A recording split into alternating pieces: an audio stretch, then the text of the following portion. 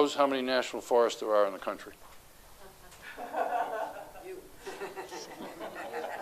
Very, very good answer. Good answer. Take a guess. There's 155 national forests. And there are how many grasslands? 20. 20 national grasslands. And these are all administered by the Forest Service, not the Park Service. We want to make sure you understand we're not talking about national parks here or national monuments. We're talking about national forests and national grasslands. We have personally researched 2,400 developed campgrounds. In other words, we go into the campground, we walk the campground, or depending on its size, we will drive. But we have done 2,400 developed campgrounds. When we first started, I told Susie, I said, well, we can do 10, 15 a day, and we'll get this project over within 5 years. In 1994, we wanted to go to a place called Abingdon In Virginia. Abingdon in Virginia. And there was a Scottish festival going on at the time. Both of us were working in Washington, D.C., and we found out about the festival too late. So I asked one of my office mates if they knew about any place to stay, and they said, well, yeah, there's a campground. You can stay there. Turns out it was a campground in the Jefferson National Forest in Virginia. And in the meantime, Susie had done she was working on her master's from George Mason University in Virginia, and she was familiar with the Library of Congress. So she went to the Library of Congress to see if there were any references on camping. And it turns out, or national forests, I should say.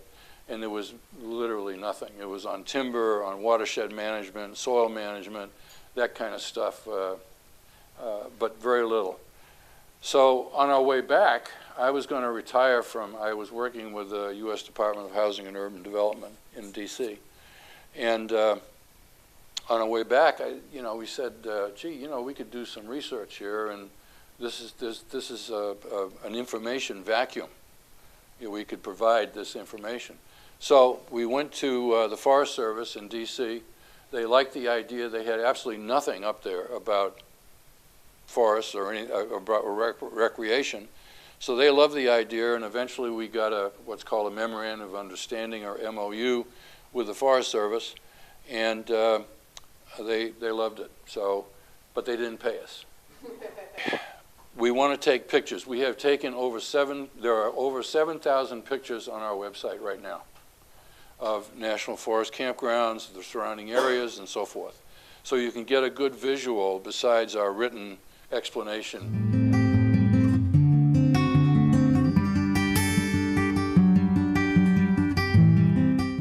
Now, there are over 150 campgrounds that we've surveyed in this region. I'm not going to talk about each and every one of them. I'm going to do kind of a broad brush. I will mention all of the forests and all the grasslands, and some of my favorite campgrounds, and some of my favorite hikes, but not all of them. So let's go camping. We found this truck in an abandoned homestead, and it just made me think of, lost dreams, the worst of best times or something. It was so poignant. Now, Kiowa National Grassland is all in New Mexico, and I think it's my favorite grassland. Why? Because there's something more to it than just rolling grass. This is the road leading to the Rims Campground. It's on the top of Mills Canyon. Mills Canyon is this in here. Hills, roads dropping down. Now, wait till you see the canyon. This is Mills Canyon. Isn't that gorgeous? Look at the red rocks. Here's the Canadian River that carved the canyon. There's a tributary leading down. This is the Red River. Being an East Coast girl, I always chuckle when we Westerners refer to these things as rivers. Where I come from, that's a creek. That's not much of a river. To them, it's a river. And it's a fishable river, too, which really blows my mind. Along Red River, there are 4 campgrounds. There's a Columbine, which I'm told by the locals has the best hiking. There's Elephant Rock, which had the elk. There's Fawn Lake, which has a couple of fishing ponds, perfect for taking young ones that are just starting out, fishing, teaching them how to cast and all. And then there's Junebug, which I think has the best secluded tent sites. My husband refers to them as the honeymoon sites. One thing that's different about national parks and national forests is you're going to find these towns in a national forest. You don't find towns like this in national parks. Now the cool thing is, like Red River, it had a grocery store, gas station, all of that stuff that you're looking for. It had a ski mountain, so on the weekends you could go to the top, take the gondola up to the top. Great. When we were there, they had a quilt and craft show, which is kind of my thing. And they've got enough restaurants that Fred got to cook a lot. The Santa Fe has some gorgeous big W, capital W wildernesses, like the Pecos here. I mean, rugged, gorgeous, no automobiles, no bicycles, nothing mechanized is allowed in there. So you're going to get a true natural experience. This is Jack's Creek. And a cool thing about Jack's Creek is going to Jack's Creek, you're going to pass by a campground called Holy Ghost. Holy Ghost is the only campground I know of that's haunted, reportedly, by some old Spanish padres that decided they wouldn't leave with the Spanish army. Now we're going to go to the southeast corner in the Lincoln.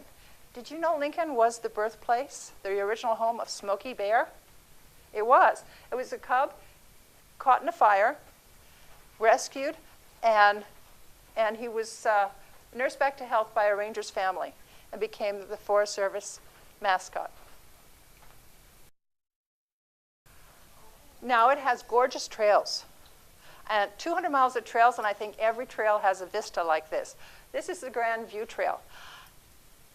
We weren't even at the top of the trail. This was just alongside the trail. So you can see here, this white cloud, that's the dust from White Sands National Monument. Okay? Now the history at the Lincoln goes back about 4,000 years. There's a place called Three Rivers Petroglyphs. And this is just one of the petroglyphs that's there. It's a mound of rocks, probably about size of 6 school buses. And every rock, I think, has at least one petroglyph on it. Coronado. I'm sure you all know about the Coronado. You probably recognize the Coronado, the scenic byway up to Mount Lemmon. Yeah? Yep. This is a trail down where I live, down near Bisbee. It's called the Hunter Canyon Trail. I call it a lung buster because it's like this. But you get some great views down into the valley. Here's one that's more like Fred likes, this level, at Council Rock. It winds around here, around the rock, and out, and it ends up in a box canyon. Well, it's a box canyon because I don't know the way out. But this is a trail that was probably used by Cochise and his band when they came in to Council Rock to negotiate with the U.S. Army for peace. It's an awesome place. If you get down, it's near Tombstone off of Middlemarch. It's a cool place. And one of the reasons it's so cool is because the rocks at Council Rock have these pictographs. I don't know if you can see them too well, but it's the red marking there. They're considered to be about 1,000 years old. More recent history can be found at the Wet Canyon Campground. This is a CCC-built bridge. Notice the beautiful stonework here. And it's at Whetstone. We have created this website. We first created it back in 1994. And now we're getting up to 550,000 hits a day. And up to 8,352 unique visitors, which is pretty good for a mom and pop operation. I'm not going to get into the website. That's a whole nother session. But we do have 50 fields of data per campground that explain. We do not rate the campgrounds. We try to provide enough information so that you can decide whether that's the experience you want or not. Now, we're doing a major update to the website. Many of you have asked about the ability to send us information. In fact, we get it through email. We get up to 200 emails a week, and we answer them all. But this would be much better for everybody. So we're working on this. You can see the update, and you can see a brief how the description is in our campgrounds, and a review.